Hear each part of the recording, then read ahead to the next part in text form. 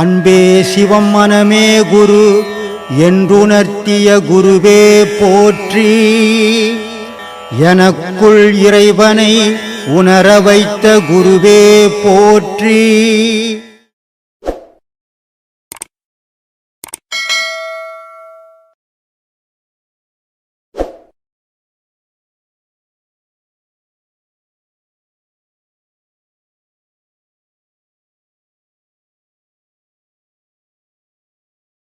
இப்போ உலகத்தில் 84,000 கோடி உயிரினங்களும் இருக்குது அப்படிங்கிறீங்க. அது அப்போ 84,000 கோடி உயிரினங்களை தான் கடவுள் படைச்சாருங்களா? இல்லை இது எப்படின்னு யார் படைக்கிறது? இல்லை அதுதான் சாமி. இல்லை என்ன சொல்ல வரேன்னா, இப்போ நாட்டு மக்கள் அதிகமாக ஆகிட்டே வர்றாங்க. சரி, ஜனத்தொகை கூடிக்கிட்டே வருது. அப்போ இதெல்லாம் எப்படி அப்போ புதுசாக உயிரை கடவுள் உண்டு பண்ணுறாரா, இல்லை ஆரம்பத்திலே படைச்சது தானே? அது கொஞ்சம் புரியல சாமி. புரியலையா? ஆமாம், பல வீடியோக்களில் சொல்லிக்கிறேன்னாப்பா. இப்போ இந்த ஆசிரமம் கட்டியிருக்கிறோம். ஆமாங்க.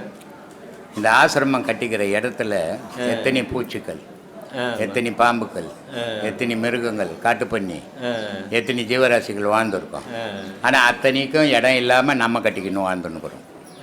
இப்போ அதெல்லாம் என்ன பண்ணிடுச்சு, வாழ்ந்ததெல்லாம் அங்கே வாழ்ந்ததெல்லாம் ஒரு பிறவி, மனித பிறவியாக வந்துடுச்சு. அதனால தான் மனிதனில் ஒரே மனுஷன் ஒரே மாதிரி தானே, ஆனால் ஒரே மாதிரி வாழலையே. ஒவ்வொருத்தனுக்கு அவனுக்கு சாப்பிட இருக்கிறத கூட அடுத்தவனு கொடுத்துட்டு வேடிக்கை பார்க்குறான். ஒருத்தன் சாப்பிட்றதையே பிடிங்கிடுறான். ஒருத்தன் வீட்டில் சம்பாதிச்சு அவன் கஷ்டப்பட்டு சம்பாதிச்சு வச்சது இவன் போய் திருடின்னு வரான் நோவாத. இதெல்லாம் எதுக்காக நடக்குதுன்னா, இந்த மிருகங்கள்லாம் மனிதனாக வந்துட்டான். அதனால 37 கோடி பேர் இருந்த சுதந்திரம் வாங்கின நாட்டில் இன்னைக்கு 137 கோடி வந்துடுச்சு. 100 கோடி அதிகமாகி போச்சு. மிருகங்கள்லாம் ஆயிடுச்சு, மனிதன் இடம் பிடிச்சிட்டான். அதனால மிருகங்க வாழ இடம் இல்லாத மனிதனாவே வந்துச்சு. அந்த மனிதனாவே வந்த மிருகங்கள்லேருந்து அதுலேருந்து எதுலேருந்து வந்தானோ அந்த குணங்கள் இந்த மனித உடல்ல இருந்தால் கூட அந்த குணங்கள் இருக்குது. அதனுடைய செயல்பாடுகள் தான் இங்க நடந்துக்கினுக்குது. இப்படிதான் இன உற்பத்தி ஆச்சு. ஆனா இறைவனுடைய படைப்பு ஒன்று தான். அந்த 84,000 கோடி அதுதான் மனிதனா படிச்சான், மிருகத்தை மிருகமா படிச்சான். ஆனா இங்க மாறுபட ஆரம்பிச்சதால மனிதன் அதிகமாயிட்டான். மனிதன் அதிகமாகும் போது அதனுடைய அர்த்தம் என்னன்னா, உலக அழிவு வந்துச்சுன்னு அர்த்தம். குரான்ல சொல்றான், ஒரு பெண்ணு ஒரு வீட்டில் இருக்கிற அந்த பெண் இருக்கிற இடத்துல ஒரு 10 ஆண்கள் வட்டமிடுவாங்க அந்த பெண்ணை பார்க்கறதுக்கு. இது ஒரு காலம். ஆனால் ஒரு ஆண் இருக்கிற இடத்துல 10 பெண்கள் வட்டமிடுவாங்க. இது அழிவு காலம் அப்படின்றான். கத்திரிக்காய் செடியில் கத்திரிக்காய் செடி மனுஷனை விட சின்னதாக இருக்கும். கத்திரிக்காவை கையில் அறுப்பான். ஆனால் கத்திரிக்காவை ஏணி போட்டால் இருப்பான். கத்திரிக்காய் செடியை மரம் மாதிரி ஆகிடும். மனுஷன் கையால் அறுக்க முடியாத ஏணி போட்டால் இருப்பான். அது அழிவு காலம் அப்படின்னு ஒவ்வொரு காலத்தையும் கணிக்கிறான். இன்னைக்கு 6 அடி 6 அடி 7 அடி இந்த மனுஷன் 5 அடிக்கு வந்துட்டான் இல்லையா? இந்த மியூசியம் போனீங்கன்னா பெரிய ஒரு கேடயம் வச்சிருக்கோம், பெரிய கத்தி வச்சிருக்கோம். அந்த ஒரு கத்தியை தூக்கத்துக்கு நம்மளால 2 கையில் முடியாது. ஆனால் அந்த கேடயத்தை இந்த கத்தியை ஏற்றுக்கணும் சண்டை போட்டான் ராஜாக்கள். அப்போ அவன் எவ்வளோ உயரம் இருந்துக்கணும், எவ்வளோ பலம் இருந்திருக்கணும். ஆனால் இப்போ இருக்கிற மனுஷனுக்கு வீட்டில் சோத்துப்பு குண்டானியே தூக்கி வைக்க முடியல இல்லையா? கிட்ட இருக்கிறது எட்டலை, அவ்வளோ குள்ளமாக போயிட்டான்.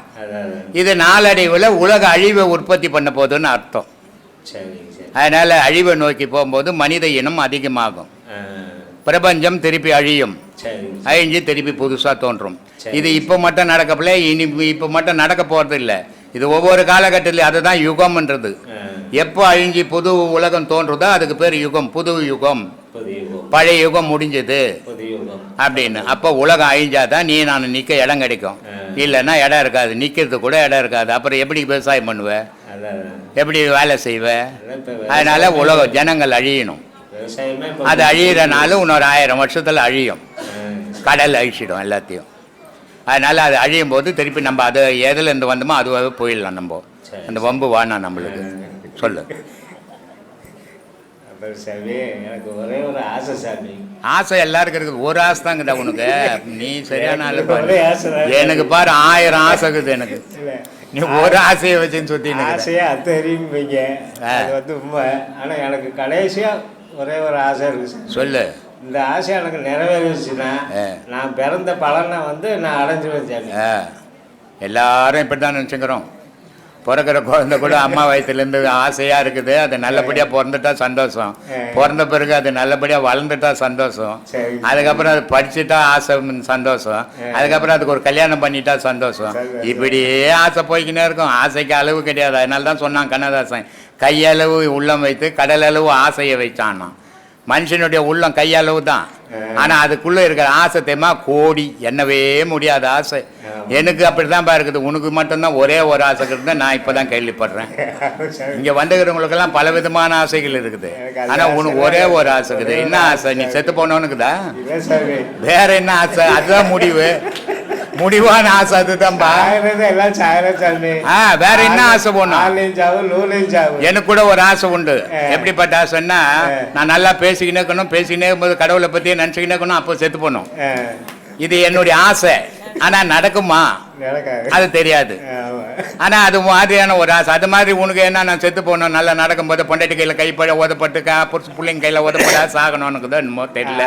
சொன்னீங்கன்னா தான் தெரியும். நீங்க எனக்கு ஒரே ஒரு முத்தம் கொடுங்க சாமி. நீங்க எனக்கு ஒரே ஒரு முத்தம் கொடுங்க சாமி. இல்ல தப்பு இல்ல, நீ கேட்டது தப்பு இல்ல. உனக்கு ஒரு 16 வயசா இருந்ததுன்னா நான் முத்தம் கொடுக்கலாம். நீ என்னை விட பழுத்து போய்க்கிறிய, உனக்கு முத்தம் கொடுத்து நான் என்ன பண்ண போறேன்? அது இல்ல சாமி, ஒரு குரு கிட்ட வந்து ஒரு சிஷ்யன் வந்து ஒரு ஆசைப்பட்டு கேட்கறது இது ஒண்ணு. ஆசை வந்து குரு கிட்ட எல்லாத்தையுமே கேட்கலாம். ஆனா குரு எல்லாத்தையுமே கொடுத்துடக்கூடாது. கொடுத்துட்டா ஒரு குருவாவே உட்கார முடியாது. சரி, உன்ன மாதிரி நான் ஆயிடணும், என்ன மாதிரி ஏன் இடத்துக்கு நீ வந்துடுவ. ஏன்னா நான் முத்தம் கொடுத்தேன்னா உனக்கு நீ குருவா மாறிடுவ, நான் சீடனா மாறிடுவேன். சொல்லுங்க சார். பஞ்சபூதத்தை ஏன் படைத்தான்? பஞ்சபூதத்தை ஏன் படைத்தான்? பஞ்சபூதம்னு ஒன்று இல்லைன்னு சொன்னால் இந்த உலகம்ன்றது ஒன்று இல்லை சாமி.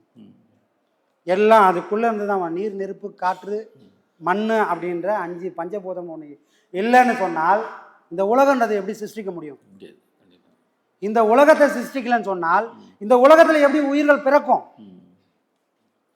கல் தோன்றி மண் தோன்றா காலத்தை முன் தோன்றி மூத்த குடி தமிழ்ன்றான்.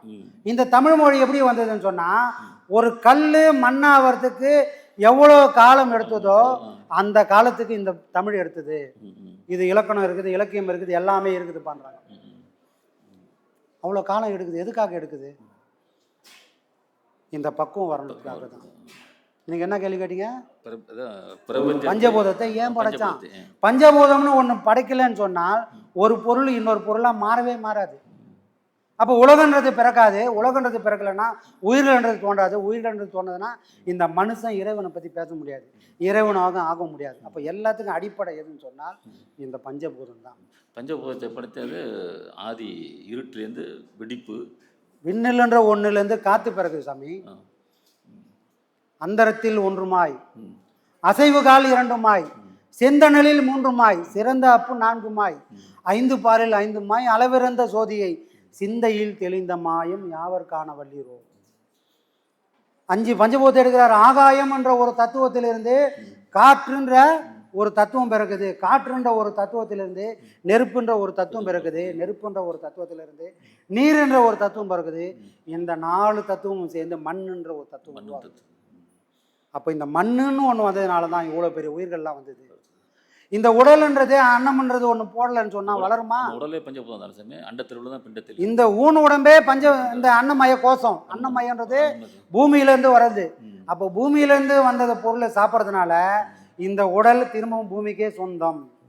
ஏன்னா இது இந்த மண்ணிலேருந்து வந்த பொருளை சாப்பிட்டு அதுவாகவே வளர்ந்து இதுவும் ஒரு நாள் மண்ணில் போகும். அதனால் இதுக்கு பேர் அன்னமய கோஷம். அப்போ இதுக்குள்ள ஒரு உடம்பு இருக்குது, அதுக்கு பேர் என்னது? பிராணமய கோஷம். அது என்னது? நீ எப்போ பிறந்தையோ, எப்போ பிறந்து ஆணு வாயை திறந்து அப்போ உள்ள பூந்த காற்று. அதுவும் இந்த உடல்ல இருக்குது. அகாரம் உகாரம் மகாரம் மகாரமா அது உள்ள வந்து போகுது. பிராணமய கோஷமா அந்த அன்னமய கோஷத்துக்குள்ள ஒரு கோஷமா அது இருக்குது. சரி, அது மட்டும் போதுமா? செயல்பட முடியுமா? அது மட்டும் இருந்தால் செயல்பட முடியாது. அது மட்டுமே இருந்தால் விலங்குக்கும் எனக்கும் எந்த வித்தியாசமும் இல்லை. அப்போ விலங்குக்கும் நமக்கும் எது வித்தியாசப்படுதுன்னா மனம் என்ற ஒரு பொருள் அங்கே வருது. அதுக்கு பேர் என்றது மனோமய கோஷம். அப்படிதான் விஞ்ஞானமய கோஷம், ஆனந்தமய கோஷம்ன்றது 5 பொருளும் இந்த உடம்புக்குள்ளே இருக்குது. 5 லேயராக இருக்குது. புரியுதுங்களா? அப்போ பஞ்சபூதம் படைச்சதோட விளைவு, பஞ்சபூதம் ஒன்று இல்லைன்னு சொன்னால் தான் யாருன்றதை விட முடியாது, நீங்களும் நானும் பேசவே முடியாது. அப்போ எல்லாத்துக்கும் அடிப்படை இந்த பஞ்சபூதம். அது இல்லைன்னு சொன்னால் இறைவனும் இல்லை, நானும் இல்லை, இந்த உலகமும் இல்லை. எல்லாத்துக்கும் அடிப்படையான ஒரு பொருள் எதுனா இதுதான் சார். பஞ்சபூதம். ஆன்சர் கிடைச்சிச்சு. ஓகே. அடுத்தது சாமி, இந்த கேள்வி வந்து சாமி ஏற்கனவே ஐயா விட்டா ஒரு மலையாள சிலர் குழந்தை கேட்டு ஐயா வந்து நம்மள்ட்ட விட்டு விட்டார் அந்த ஆன்சர் என்னன்ட்டு. நீங்களே ஆன்சர் பண்ணிக்கிட்டு, இறைவனை யாரை படைத்தார்? இறைவனை யார் படைத்தது? யார் படைத்தார்? ஐயாவே சொல்லிட்டார் சாமி. என்ன சொன்னாங்க? ஐயாவே சொல்லிட்டார். இறைவனை படைச்சது யாரு? என்ன படைச்சதுக்கு அவங்க அப்பா இருக்காரு, அவரை படைச்சதுக்கு அவங்க அப்பா இருக்கிறாரு. அவரை படைச்சு இப்படியே போனேன்னா எல்லாரையும் படைச்சவன் எவனோ ஒருத்தர் இருப்பானே, அவனை படைச்சது யாருன்ற கேள்வி வரும். எங்க பண்ணிக்கிறது புரியலையே. இறைவனை படைத்தது மனுஷன்ற ஒருத்தன் இல்லைன்னு சொன்னா இறைவன் யாரையும் சொல்லவே முடியாது. சொல்லவே முடியாது. அப்ப இறைவன்ற ஒரு சக்தியை உணர்ந்து அவனுக்கு ஒரு வடிவத்தை கொடுத்து படைச்சவன் யாருன்னு சொன்னால் இந்த சராசரி சாதாரண மனுஷன் மட்டும்தான். ஆமா, இந்த மனுஷன் ஒண்ணு இல்லைன்னா இறைவனை பத்தி பேச போதில்ல, அவன் கண்டுபிடிக்கிற பொருளாம அவன் இருக்க போதில்லை. அப்ப அவனை படைச்சதே மனுஷன் தான். வேற ஏதாவது மிருகம் படைச்சிருக்கா? இல்லையே. இந்த மனுஷன் எப்ப பிறந்தானோ அப்பதான் அவனோட தேடலும் இறைவனை பத்தி தான். இறைவனை படைச்சது யாருன்ற கேள்விக்கு ஒண்ணு எதுனா மனுஷன் தான் இறைவனை படைச்சான். அவனே அவன் படைச்சுக்கிறான். அதனாலதான் அவன் கோயில் கட்டுறான். உள்ளகிற கோயில்லாம் யாரு அது? முருகனை பார்த்தா முருகன் கோயில் கட்டிக்கிறாங்க. உன் மூஞ்சி மாதிரி என் மூஞ்சி மாதிரி தான் இருக்காரு முருகர். மனித படைப்பு, மனிதனுடைய பேட்டர்ன், வேற ஒரு வடிவம் இல்லை இல்லையா? மனிதனுடைய பேட்டர்ன் தான் சிலை வடிவம். மனுஷனோட வடிவத்துக்கு இறைவனை கொண்டு வந்தாங்க. அப்ப அதெல்லாம் படைச்சது யாரு? சாட்சாத் மனுஷன் தான். அப்ப இறைவனுக்கு அப்பா யாருன்னா மனுஷன் தான். வேற யாரும் அவனை படைக்கவே முடியாது. சரிங்களா? இதுதான் சாமி. நீ போய் சொல்லு மனிதா அப்படின்ட்டு இறைவன் அனுப்பு. இந்த உண்மையை புரிஞ்சா அப்பதான் தெரியும் நானும் இறைவனும் ஒண்ணு. எங்க அப்பனும் நானும் ஒண்ணு. எப்படிப்பா நீங்க ஒண்ணு? அந்த விந்துல இருந்து நான் பிறந்தவன். அதனால நானும் எனக்கும் அவனுக்கும் எந்த வித்தியாசமும் இல்லை. அந்த மாதிரி இறைவன்ற ஒரு விந்துல இருந்து நான் பிறந்தேன். அதனாலதான் நான் அவனை படைக்கிறேன். அந்த சக்தி எனக்குள்ள இல்லைன்னா என்னால அவனை படைக்க முடியுமா? முடியாது இல்லையா? அப்ப தன்னைத்தானே படைக்கணும்னு ஒருத்தன் ஆசைப்பட்டு இந்த மனுஷனை படைச்சு அவனே வெளிப்படுத்துறான். அப்ப இறைவனுக்கு அப்பா யாரு? சாட்சாத் இந்த மனுஷன் தான். வேற யாருக்கும் அந்த சக்தி கிடையாது. அடுத்த கேள்வி சாமி, இந்த விந்தை பற்றி சொன்னதுனால சுக்கிரம் விந்து, சுக்கிலம் விந்து, இது ரெண்டுக்கும் என்ன வித்தியாசம்? சுக்கிலம் விந்து ஆமா ஒன்றா?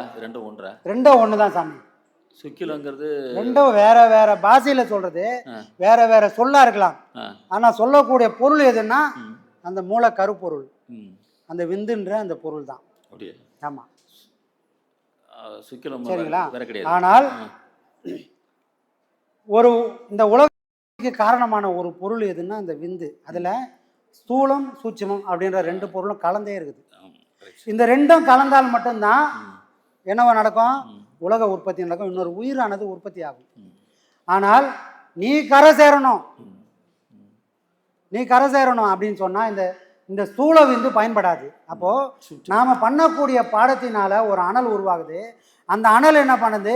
இந்த ஸ்தூலத்தையும் சூட்சுமத்தையும் பிரித்து சூட்சுமத்தை மட்டும் மேலே கொண்டு போய் மாற்றும் போது அது சுக்கிலமா மாறுது. அது இருக்கக்கூடிய இடம் இந்த புருவ மையத்தோட இடம். அப்போ அது வந்து ஞானேந்திரியம், ஞான நிலை. அதுதான் நம்மளுக்கு தெளிவை கொடுக்கும். அப்போ இங்கே இருக்கக்கூடிய மூலாதாரத்தில் இருக்கக்கூடிய ஒரு பொருள் மேலே கொண்டு போகணும்.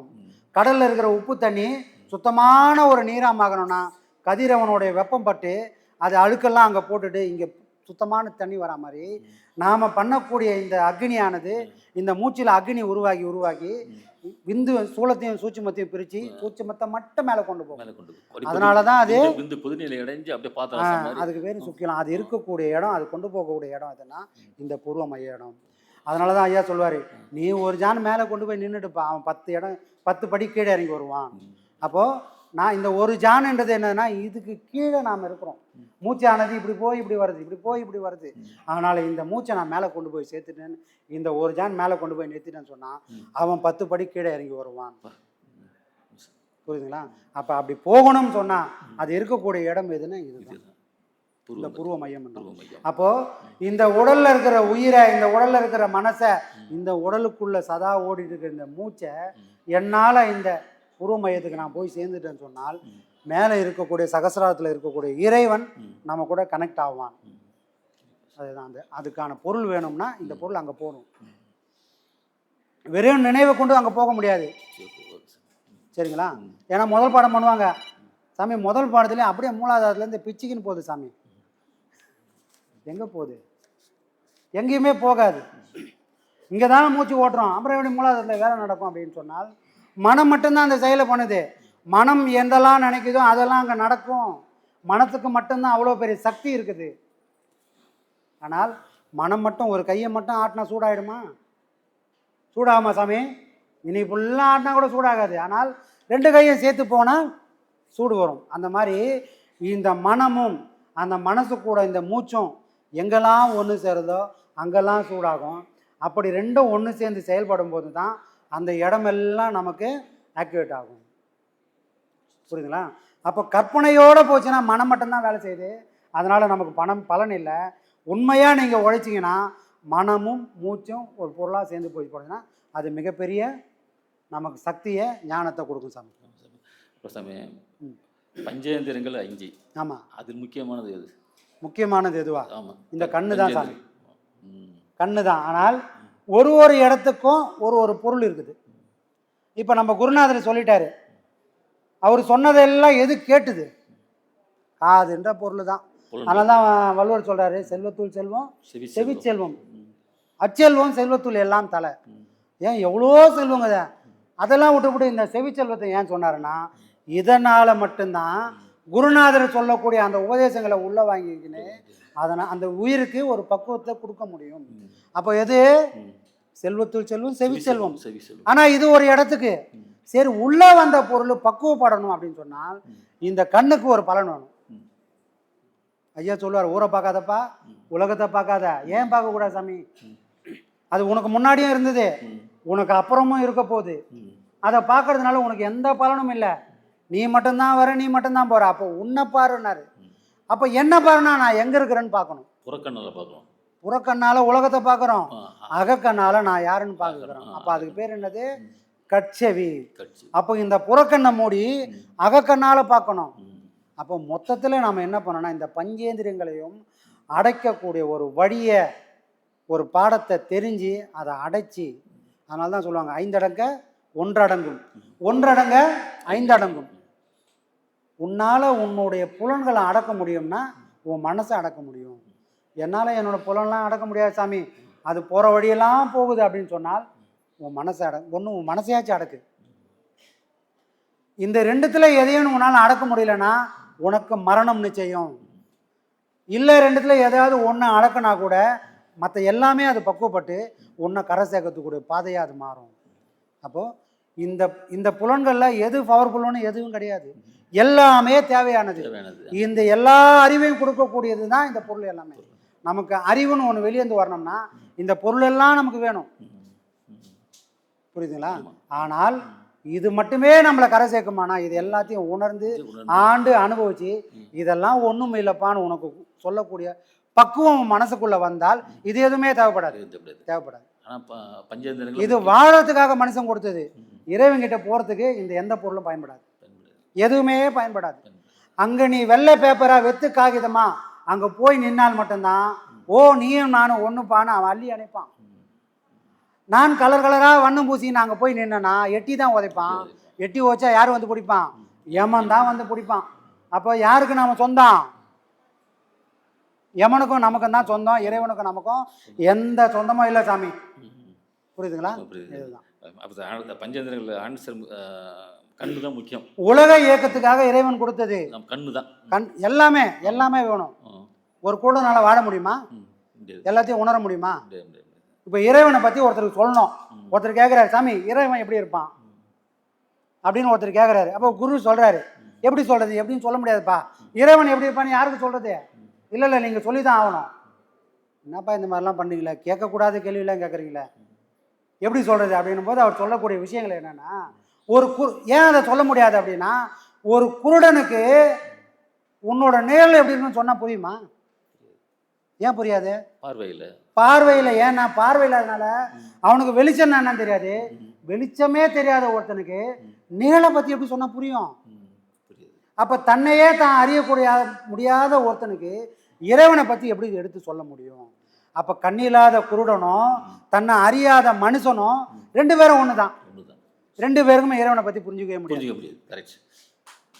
புரியுதுங்களா? அதுதான் இப்போ